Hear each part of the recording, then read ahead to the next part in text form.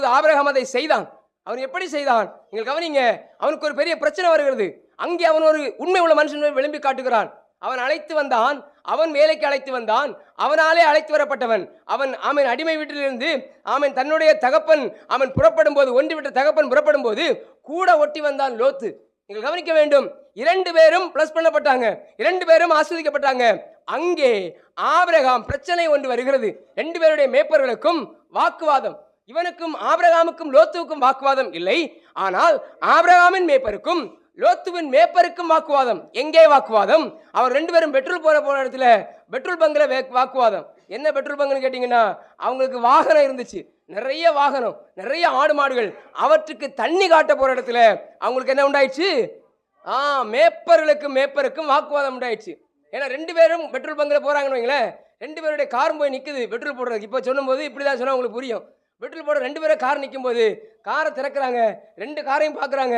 ஒரு காருக்கு சலிச்ச காரு. இங்கே என்ன வரும்?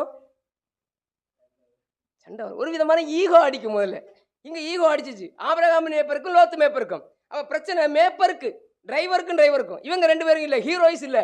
அடுத்து பஞ்சாயத்து வீட்டில் வருது. தகப்பனாகி ஆபிரகாமுக்கு வருது. அவன் லோத்துவை கூப்பிடுறான். கூப்பிட்டு சொன்ன வார்த்தை இவன் உண்மை உள்ள என்பதை சரியாய் காணப்படுகிறது. அவன் சொன்ன வார்த்தை என்ன சொன்னா, லோத்துவே, உண்மை பெருக்கும் என்மை பெருக்கும் வாக்குவாதம் வேண்டாம், நாம் சகோதரர். நீ வலதுபுறம் போனால் நான் இடதுபுறம் போகிறேன், நீ ஒருவேளை இடதுபுறம் போனால் 2ஐயும் செய்யணும். அல்லேலூயா.